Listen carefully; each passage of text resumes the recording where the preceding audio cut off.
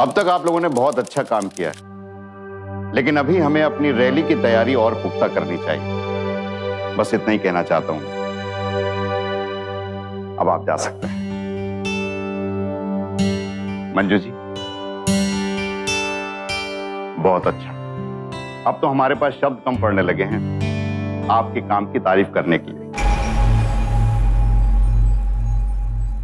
अगर आपको agenda meeting में कोई और जरूरत हो तो हम कुछ और लोग आपके साथ भेज सकते हैं। नहीं सर, मैं संभाल लूंगी। मुझे पता है आप बहुत अच्छा काम करेंगे। सर, जो कुछ सीखा है आप ही से सीखा है, वरना मेरी क्या बिसात। अच्छा, मैं चलता हूं।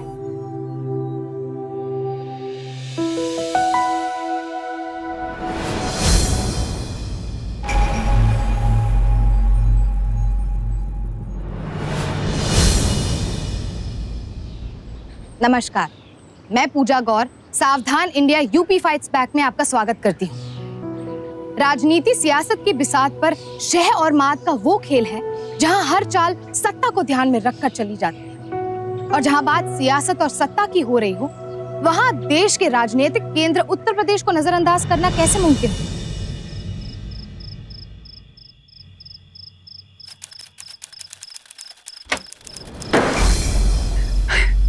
जी भैया जी, तुम पूरी जिंदगी यही करते रहना। अरे कितना अच्छा मौका था आज, एक बार अपना मुंह तो खोल दे। क्या हम पार्टी के लिए काम नहीं करते हैं? देखना, एक दिन वो राजा बन जाएगी और हम वजीर की तरह दाएं बाएं खड़े रहेंगे हमेशा। सत्यवती, राजनीति में हर एक का समय आता है, हमारा भी आएगा अगर तुम चाहो तो।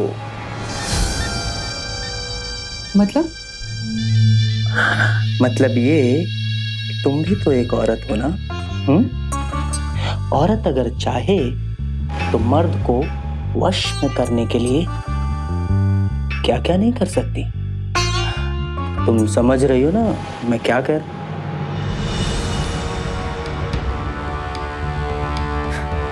अब देखना, हम आने वाली रैली के लिए कोई कसर नहीं छोड़ेंगे। कुछ ऐसा करेंगे कि सब देखते रह जाएं।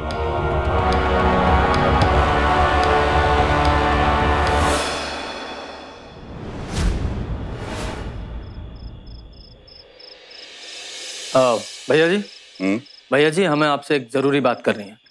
बोलो। अब मतलब आप बड़े हैं और जो कुछ भी करते हैं बहुत समझदारी से करते हैं, लेकिन भैया जी, आपको नहीं लगता कि आप मंजू को पार्टी में कुछ ज्यादा ही महत्व दे रहे हैं? मतलब भैया जी, आप सत्यवती को पार्टी में कोई जिम्मेदारी दे सकते हैं और भैया जी, लेकिन आप मंजू के सामने हम घर के ही लोग हैं ना, मैं और सत्यवती। तुम कहना क्या चाहते हो? कुछ भी बोलने से पहले अपने दिमाग का इस्तेमाल किया करो। वो तो तुम करोगे नहीं।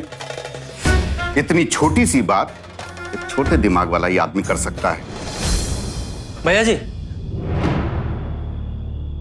जी, अगर आपको बुरा लगा तो मैं माफी चाहता हूं। तो मैं माफ करने की ही तो गलती करता आ रहा हूं अब तक। अम्मा बाबूजी को दिया हुआ वचन निभा रहा हूं, वरना देखो, राजनीति में मेरे सिद्धांत कुछ अलग हैं। और अगर तुम ये सोचते हो कि हम अपने राजनीतिक आदर्शों को बदलकर सिर्फ तुमको और सत्यवती को फायदा पहुंचाएंगे, तो ये तुम्हारी गलतफहमी है। मेरे लिए सिर्फ मेरी पार्टी पहले है, उसके बाद कोई और है। समझ में आया? तो भैया जी, क्या हम आपके लिए कुछ नहीं है? अब पता करो तुम क्या हो। क्या हो तुम?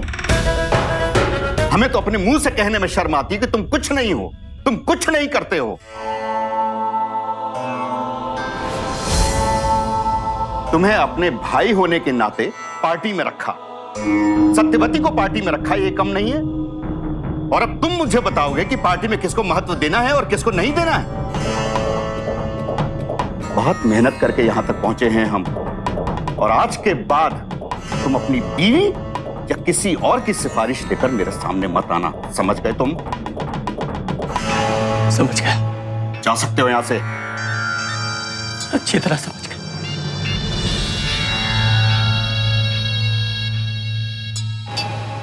ठीक है आप? क्यों, क्या हुआ है मुझे? ठीक नहीं हूं मैं? नहीं, वो इतना जज्बाती होने की जरूरत नहीं थी। भाई है आपका, और वैसे भी आप तो जानते हैं कि राजनीति में ज्यादा आदर्शवादी होना कभी कभी नुकसान देता है। हो गया?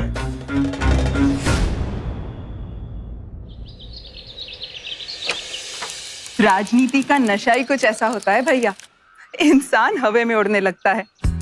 नहीं, हम हवा में नहीं उड़ रहे, लेकिन हम बहुत खुश हैं। जैसा हमने सोचा था बिल्कुल वैसा ही हो रहा है। अब सिर्फ हम पर ही विश्वास जताया जा रहा है। आप देखते जाइए भैया, कैसे महावीर जी हमारी उंगली पकड़ के हमें गद्दी पर बिठाते हैं। बहुत इंतजार किया है सत्ता सुख भोगने के लिए। चलिए रखते हैं, आज बहुत जरूरी दिन है हमारे लिए। जी।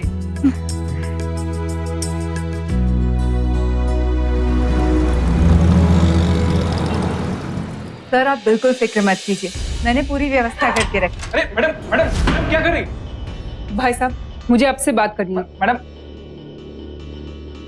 अभी और अकेले में। सर, मैंने इन्हें रोकने की कोशिश की, लेकिन बाहर जाओ। और मंजू जी, आप भी थोड़ी देर के लिए बाहर जाइए, हम बुलाते हैं आपको।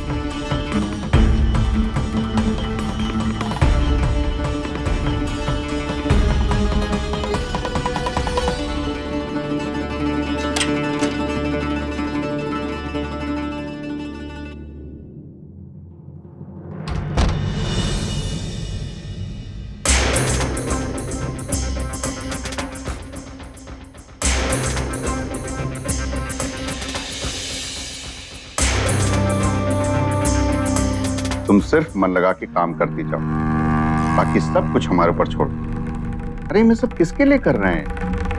तुम लोगों के लिए कर रहे हैं ना?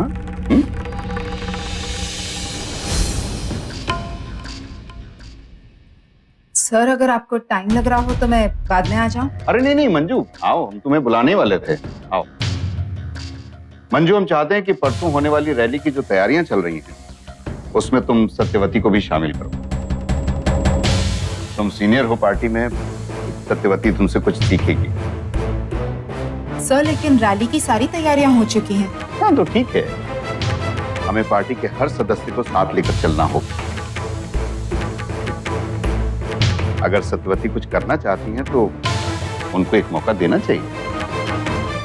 ठीक है सर, अगर आप यही चाहते हैं तो ऐसा ही होगा। आपके हर निर्णय में अगर कोई आपके साथ हो या ना हो, मैं आपके साथ हूँ। अच्छा अच्छा, हम चलते हैं, तुम लोग बात करो कि क्या करना है।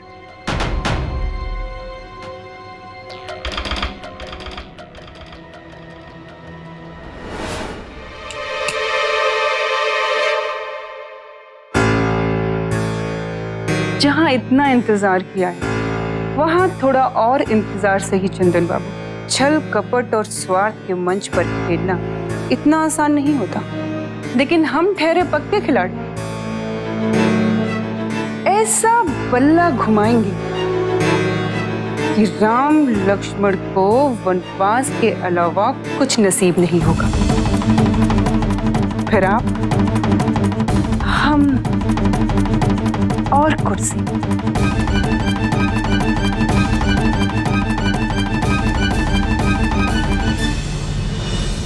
देश की सबसे बड़ी पंचायत यानी कि संसद में सबसे ज्यादा प्रतिनिधि इसी राज्य से चुनकर आते हैं।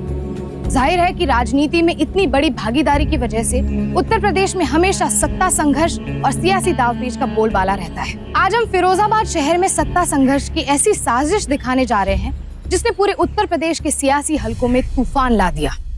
आप सभी सुधीजन का स्वागत है।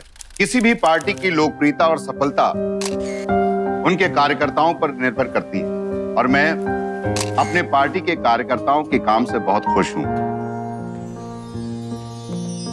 और पार्टी के हाईकमांड भी बहुत खुश है। और मैं मानता हूं कि जो कार्यकर्ता मन लगाकर काम करते हैं पार्टी में, उनको प्रोत्साहित करना चाहिए। उससे पार्टी का उत्साह बना रहता है। और मैं ये भी चाहता हूं कि हमारी जो रैली होने वाली है उसमें भी वही उत्साह दिखाई पड़े आप लोगों का। इसलिए आज मैं अपनी पार्टी के एक ऐसी कार्यकर्ता का नाम लूंगा और उनको सम्मानित करूंगा जिन्होंने पिछले कुछ दिनों में पार्टी के प्रति अपनी निष्ठा दिखाई है। उनका नाम है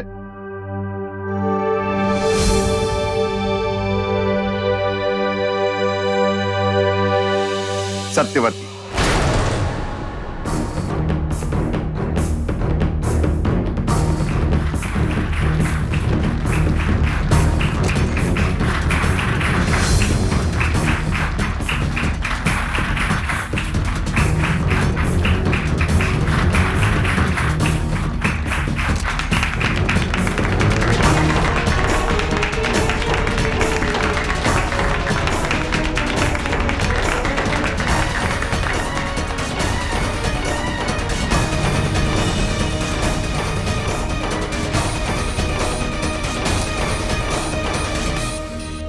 अरे ऐसा क्या हो गया कि तुम अंदर से यहां चली आई?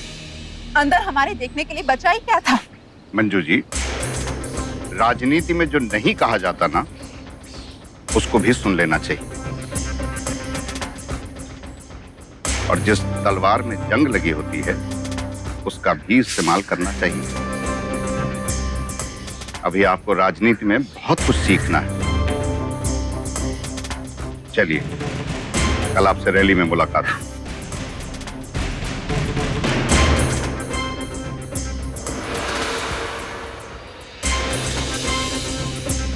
तुम लोग मानते हो मुझे?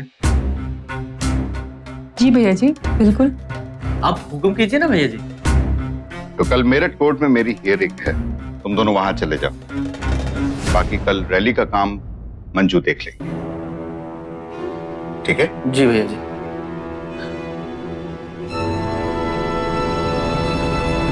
ये क्या बात हुई?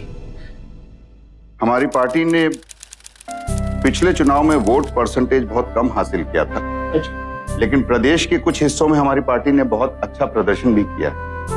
हम हमेशा आम आदमी से जुड़े रहे हैं, उसके मूलभूत अधिकारों के बारे में बात करते रहे हैं, वही हमारा मुद्दा रहा है। तो इस बार भी हम चाहते हैं कि एजेंडा कुछ ऐसा बने जो आम आदमी से जुड़ा हो।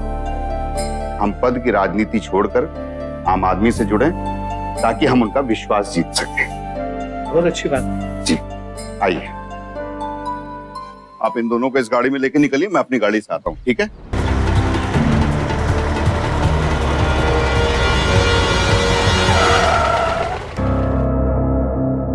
क्या हुआ? अरे क्या हुआ?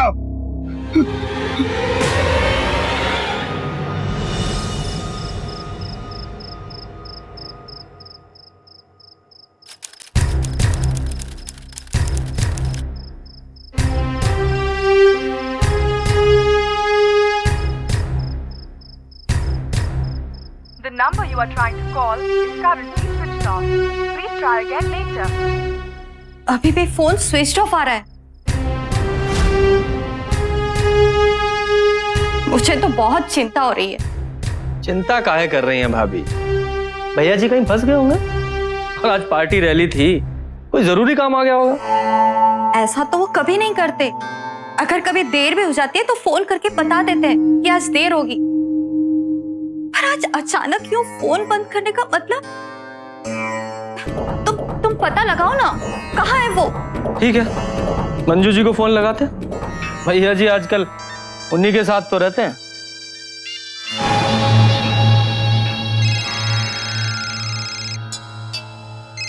लो, उसी का फोन आ गया। हाँ मंजू जी बोलिए। महावीर जी कहाँ हैं? कहाँ है मतलब? अरे हम तो आप ही को फोन करने वाले थे। पार्टी रैली में आप ही के साथ गए थे ना भैया जी? नहीं, मैं जा नहीं सकी क्योंकि मेरी तबीयत खराब थी, लेकिन उन्होंने मुझे कहा था कि रैली खत्म होते ही वो मुझसे मिलने आएंगे। उनका फोन स्विच ऑफ आ रहा था, इसलिए मैंने आपको फोन किया। शायद आपको पता हो। अच्छा ठीक है, हम उनके पीए को और बाकी कार्यकर्ताओं को फोन करते हैं, फिर आपको बताते हैं। जी।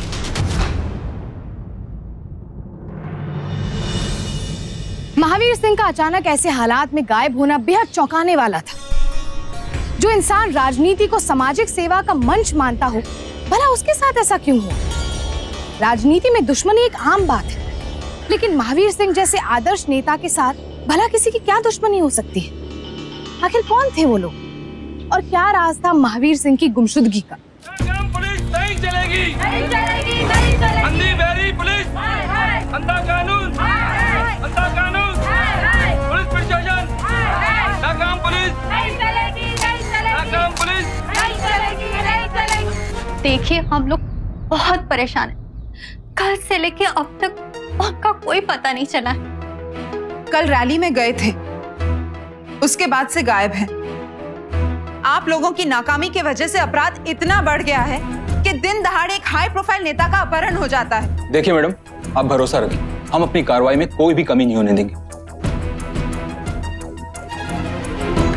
वैसे आपको किसी पे शक है?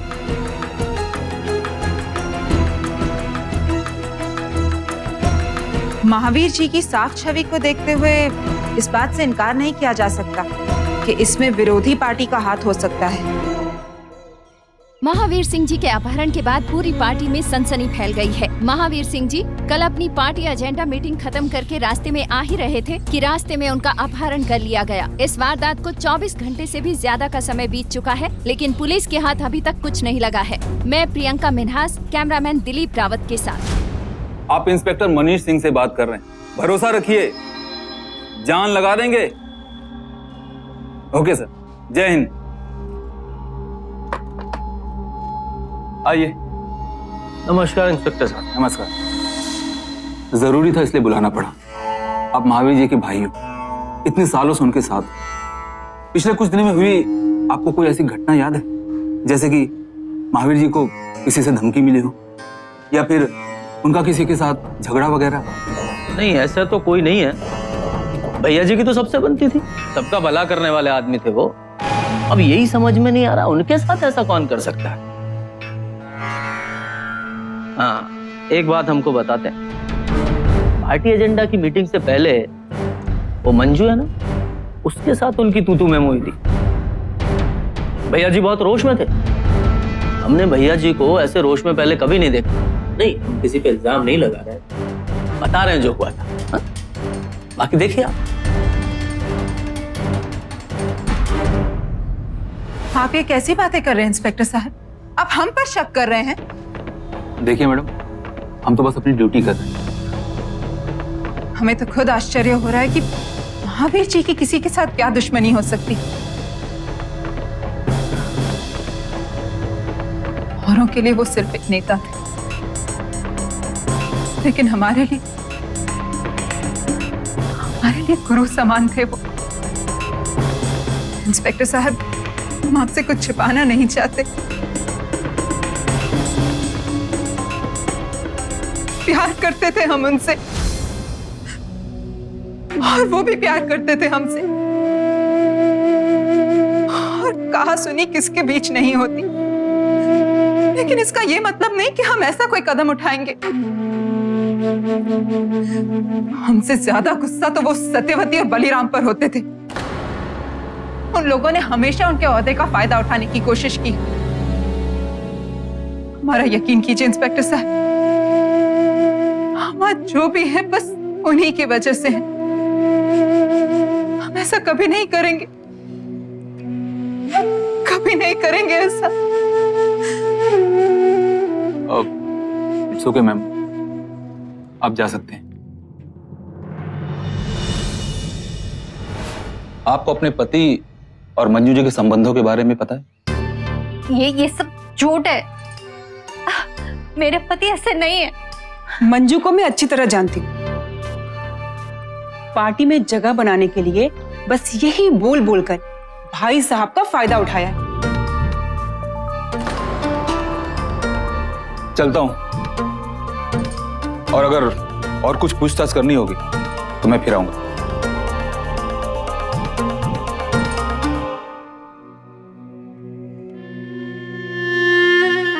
मैं कहती हूँ कि भाई साहब का मंजू के साथ कुछ भी रहा हो, अरे लेकिन ये घर की बात है, घर में रहनी चाहिए। मोजे में अगर छेद हो तो जूता सबके सामने नहीं उतारते। क्यों भाभी?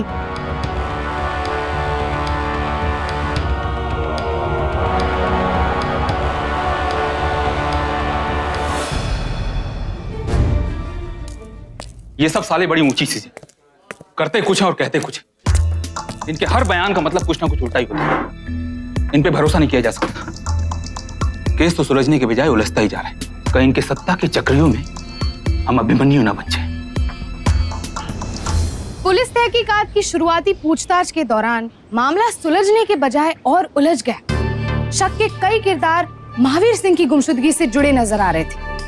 ऐसे में पुलिस के लिए इस तहकीकात को एक दिशा दे पाना बेहद मुश्किल हो रहा था। सवाल ये था कि सच कौन बोल रहा था।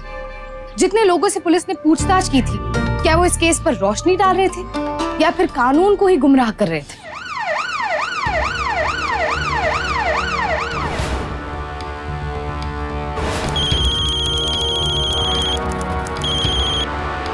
हेलो, हाँ, कहाँ? हाईवे नंबर 4 पे? ठीक है, तुम ही रुको, हम पहुंचते। हौलदार, जल्दी करो।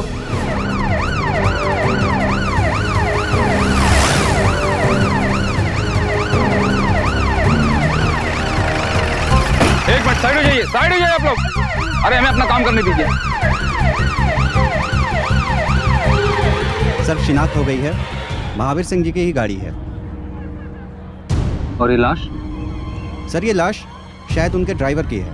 अभी इसकी शिनाख्त होनी बाकी है। मैं बस आपको इतना बता सकती हूँ कि उस दिन मुझे उनका फोन आया था। उनके ड्राइवर की कोई प्रॉब्लम थी। हम अपना ड्राइवर नहीं भेज सके क्योंकि हमारी डॉक्टर की अपॉइंटमेंट थी। बाद में महावीर जी ने कहा कि वो अपना बंदोबस्त कर लेंगे। फिर हमें पता नहीं। तो आपके मुताबिक ये महावीर जी का ड्राइवर नहीं है? तो फिर ये आदमी था कौन? और फिर महावीर जी का ड्राइवर कहाँ है? संगम उन्हीं के साथ रहता था। हमें इस बारे में ज्यादा जानकारी नहीं है। आपके पास उसकी कोई तस्वीर है या फिर कोई फोन नंबर या एड्रेस? जिस दिन पार्टी एजेंडा की मीटिंग थी, उस दिन महावीर जी के साथ तुम क्यों नहीं थे? साहब, वो उस दिन गांव से बहुत जरूरी फोन आ गया था, तो हमको एकदम से निकलना पड़ा। साहब जी हमको बोले कि तुम बेफिक्र होके जाओ। उन्होंने यही कहा था कि वो मंजू जी को फोन कर देंगे और अपना इंतजाम खुद कर लेंगे। इस आदमी को जानते हो? नहीं साहब। ध्यान से देखो। नहीं साहब, हम सच कह रहे हैं, हम इस आदमी को नहीं जानते। ठीक है, तुम जा सकते हो। ठीक है साहब। अब मैंने तुमसे सबके फोन रिकॉर्ड्स चेक करने को कहा था। यस सर, ये लीजिए।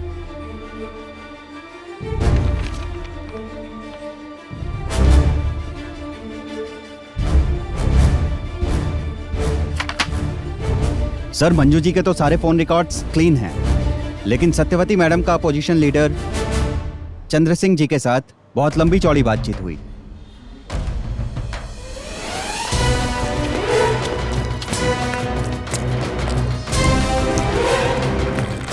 बात करनी मैडम आपसे। हमसे? कीजिए। ये है आपके फोन रिकॉर्ड्स।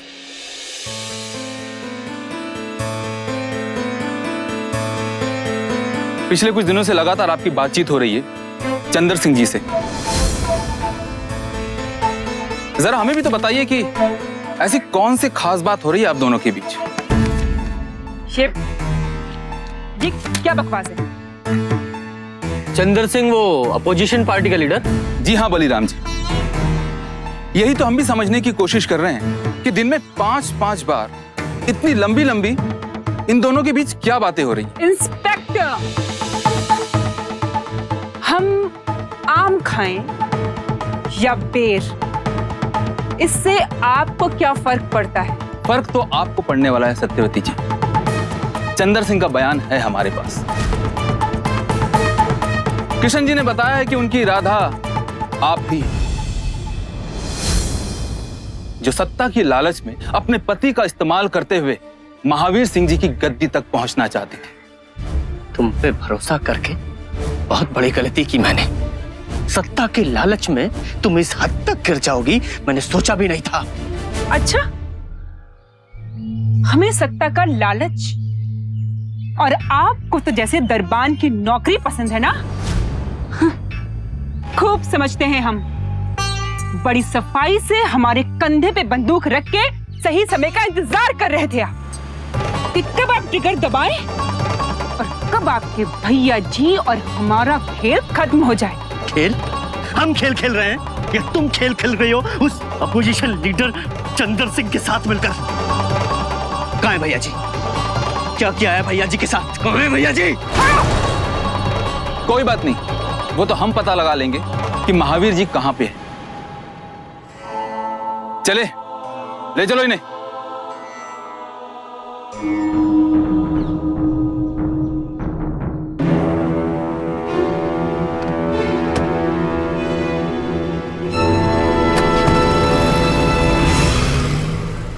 हमने कुछ नहीं किया। बता किसने किया? मेरे से झूठ बोल दिया। तू बताती है या नहीं? सर सारे हथकंडे अपना लिए, बात आगे बढ़ ही नहीं रही है सर। मुझे नहीं लगता कि इन लोगों को कुछ पता भी है। इन्हें नहीं पता होगा तो किसे पता होगा? इसमें से उस दिन कोई भी महावीर जी के साथ नहीं गया। हमने सबसे पूछताछ कर ली, सपोर्टर्स, सत्यावती, बलिराम, शोभा, मंजू। पता नहीं क्यों मुझे लग रहा है नहीं, हमसे कोई ना कोई कड़ी छूट रही है। और ऊपर से वो लाश, उसके बारे में किसी को कुछ पता ही नहीं। एक मिनट, उस दिन मंजू ने अपने बयान में यह कहा था कि महावीर जी का उन्हें फोन आया था उनके ड्राइवर के लिए, और वो ड्राइवर उनके पास नहीं जा पाया था। हमने अब तक उस ड्राइवर का बयान क्यों नहीं लिया? एक काम करो, उस ड्राइवर को बुलाओ, हमें उससे बातचीत करनी है। Yes sir.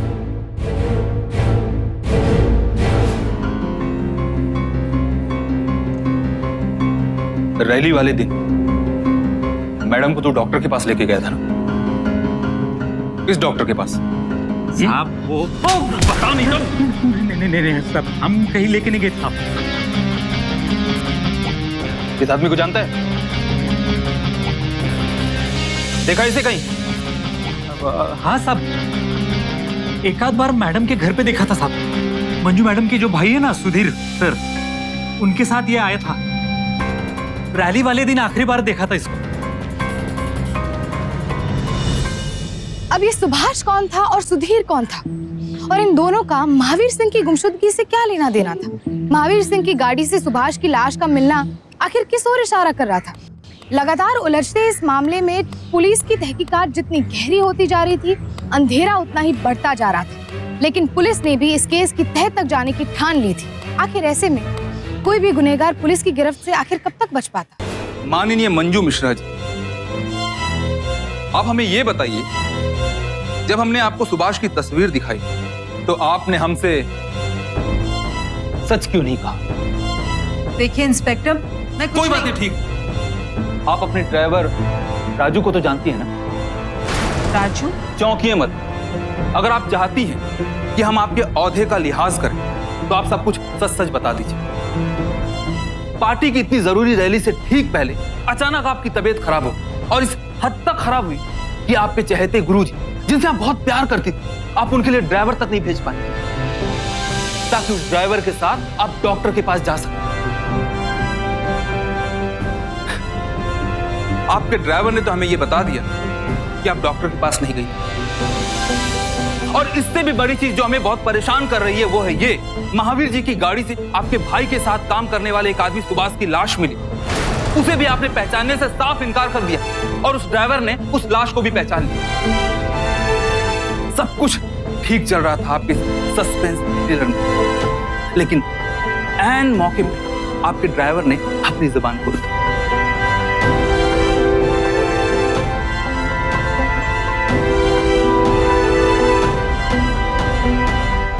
अब बताइए, इस सस्पेंस से पर्दा आप उठाएंगे या फिर हम उठवाएंगे?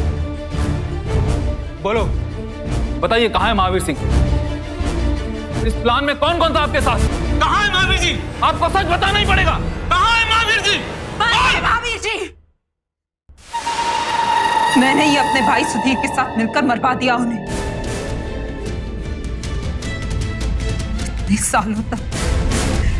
इतने सालों तक पार्टी में यहाँ पहुंचने के लिए दिन रात मेहनत की मैंने।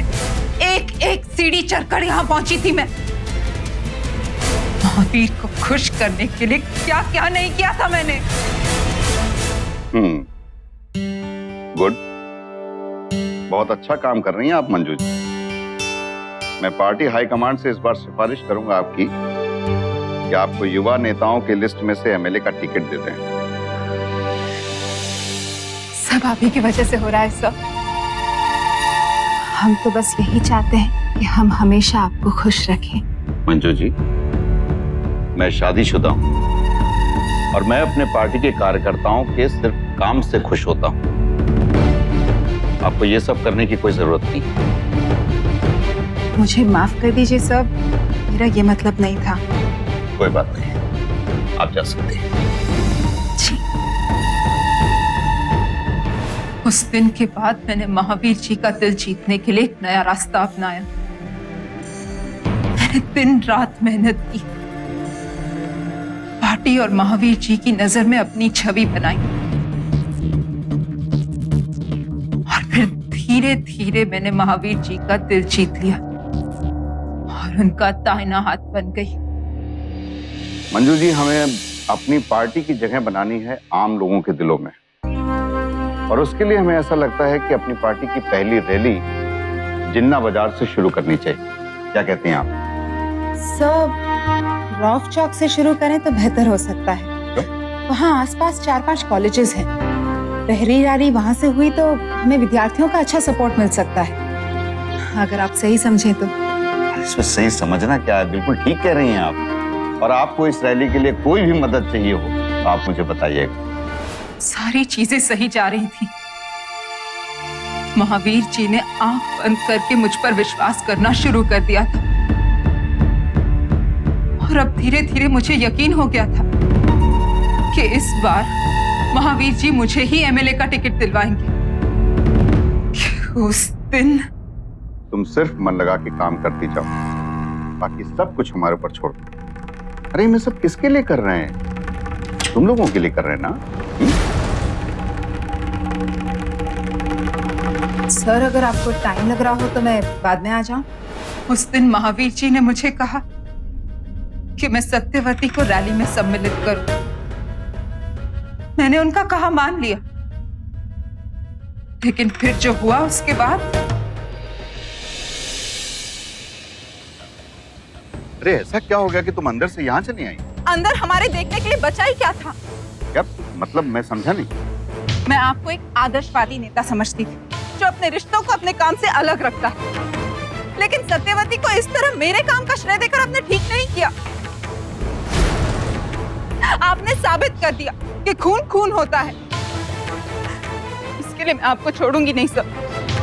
आज आपने सत्यवती को हमारे काम का श्रेय दिया, कल हमारी जगह भी दे देंगे। हमारी मेहनत का तो आपकी नजरों में कोई मोल ही नहीं है। मैं इतनी आसानी से हार नहीं मानूंगी। अपनी जगह बनाने के लिए मैं किसी भी हद तक जा सकती हूँ, किसी भी हद तक। देखो मंजू, राजनीति में जज्बातों की कोई जगह नहीं होती, और हम तो सिर्फ नए कार्यकर्ताओं को प्रोत्साहित कर रहे थे ताकि उनके अंदर भी काम करने की लगन पैदा हो। ठीक है, तो कल रैली में भी सत्यवती को ही ले जाइएगा, आपसे थोड़ी और राजनीति सीख लेगी। अगर तुम्हें लगता है तो मैं सत्यवती को कल नहीं लेके जाऊंगा अपने साथ। महावीर मुझे राजनीति सिखाएगा? मुझे? अरे मेरी वजह से इतनी लोकप्रियता मिली है उसको, और वो 2 कौड़ी की सत्यवती मुझे हराएगी। पता नहीं क्या जादू करके रखा है उसने बुढ़े पर। शांत हो जाओ बहना। कैसे शांत हो जाऊं? कैसे? तुम तो जानते हो कि यहाँ तक पहुँचने के लिए मैंने क्या क्या नहीं किया है, और अब जब सब कुछ सही जा रहा था तो भैया भाभी का खेल शुरू कर दिया। भैया भाभी, लेकिन अब और नहीं। सत्ता के इस खेल में औरों को नहीं, राजा को मात देनी होगी। सही सोचा तुमने बहना, बिल्कुल सही सोचा। और फिर हमने प्लान बनाया। इस प्लान के मुताबिक हमें सबसे पहले महावीर जी के ड्राइवर को हटाना था। हमारे गांव से फोन। हेलो हेलो संगम, वो कहा है कि तुम्हारी अम्मा की तबीयत बहुत खराब है। मैं काम करो, जल्दी गाँव आ जाओ। हम आते हैं, हम जल्दी आते हैं। और जानबूझ के सुधीर के ड्राइवर सुभाष को भेजा। सुभाष को पता था कि गाड़ी कहाँ रोकनी है, ताकि हमारे आदमी महावीर का काम तमाम कर सके। क्या कर रहे हो? कौन है तुम लोग? अरे क्या कर रहे हो? अरे उसके बाद मेरे आदमियों ने सुभाष को भी गोली मार दी।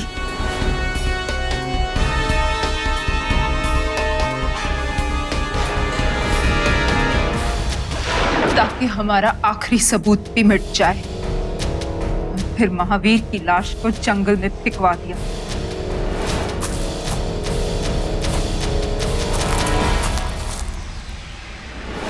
हम लोग जानते थे जब तक महावीर की लाश मिलेगी तब तक सपोर्टर्स मुझे चुन चुके होंगे।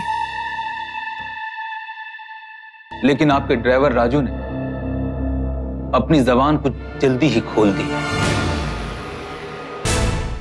पुलिस के लिए अब तक जो महज एक अपहरण का मामला था, वो असल में एक खौफनाक और सोची समझी साजिश थी जो राजनीतिक स्वार्थ से प्रेरित थी। मंजू की गवाही के बाद ये सच सामने आया कि मंजू ने कैसे सत्ता स्वार्थ के लिए अपने ही भाई सुधीर के साथ मिलकर अपने ही राजनीतिक गुरु महावीर सिंह को रास्ते से हटा दिया। सत्ता सुख के लिए कैसे रिश्तों की बलि दी जाती है, कैसे विश्वासघात किया जाता है, इसकी सच्चाई हमें इस केस से पता चलती है। इस हत्याकांड के दोषी मंजू मिश्रा और उसके भाई सुधीर मिश्रा को आखिरकार पुलिस ने पकड़ ही लिया। सारे सबूत होने के बावजूद मंजू और सुधीर को सजा सुनाने में अदालत को 6 साल लग गए। एडिशनल सेशंस कोर्ट ने महावीर सिंह मर्डर केस के दोषी मंजू और सुधीर को धारा 120B के तहत साजिश रचने के जुर्म में, धारा 364 के तहत अपहरण करने के जुर्म में और धारा 302 के तहत जान से मारने के जुर्म में दोषी पाया।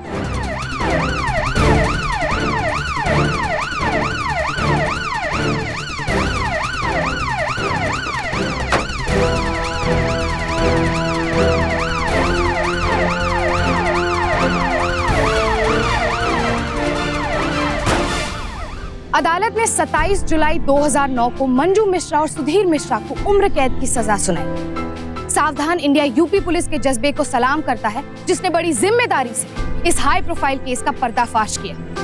कल फिर मिलेंगे जुर्म से जंग की ऐसी ही बेमिसाल कहानी के साथ। तब तक के लिए सावधान इंडिया यूपी फाइट्स बैक। जुर्म से जंग जारी है, अब यूपी की बारी है।